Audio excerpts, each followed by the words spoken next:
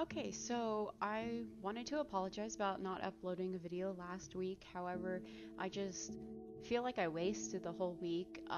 You're gonna see a little bit why in this video, and so I just did not upload a video. But I'm gonna combine last week and I'm gonna combine this week's into one video. I'll show you what I have been up to these past 2 weeks. So week 4 started with me working on the red petals for the red layer of tails, and as you can see here, I'm sewing the edges shut, and it just took a lot of sewing to go up and down all the petal edges, but it wasn't too bad, and they came out looking pretty good. Um, and then the next thing though is that I wanted to move into gradient dyeing. Here's the instructions for it. First you have to pre-wash your cloth that you're going to do, and luckily I did because this ran a lot of red. And then I got the dye, and I was just using regular like tie-dye dye. You put a base of just the solid color at the top, and then you get a cup of whatever dye you're using, and you're going to brush it on.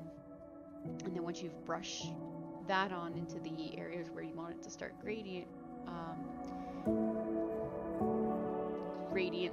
lining into the other color, then you're going to take your water and you're going to apply that over the dye that you just brushed on and continue brushing that on.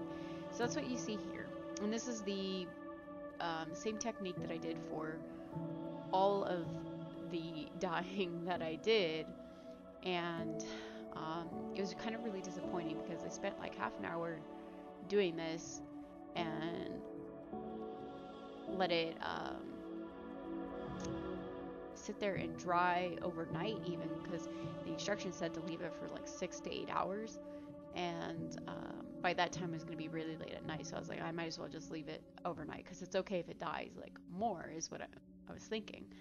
And so I wrapped it up in saran wrap like it had said to, and after folding them all, I think I folded them on top of each other because it didn't really matter if the petals touched,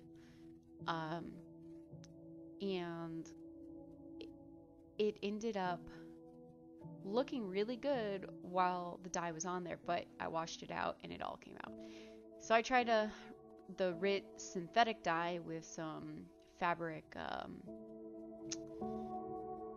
stay dye stuff, and that worked a little better, but still didn't work. So I moved on to India ink, and as you can see here in this video, I applied a layer of it at the top, and then I brushed the India ink directly onto the thing, and then added some water to get the layering. And I went through and I used almost that bottle was partially used anyways, but as you can see, it worked a lot better. Still probably wasn't what I wanted, but at this point I had already dyed the thing like 3 or 4 times because I did the RIT dye twice, and it just barely got any noticeable difference with the RIT dye. So the India ink definitely did a lot better.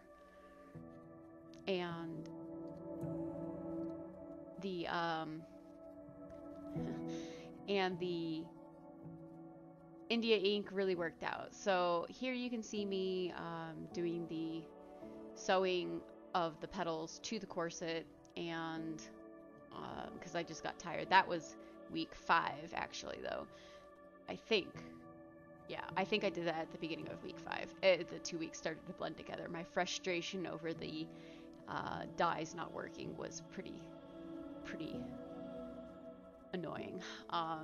But I sewed them on. It looks good. Forgive my duct tape body form there. For the next layer, I did a little sketch, and it was basically going to be a circle skirt, and I could have even done more of a circle skirt on the edges, but this worked out fairly well. And here you can see me sewing on the hem line, and that went quick, easy. It was super easy to pin onto the thing, and it was super easy to sew on. No problems there whatsoever.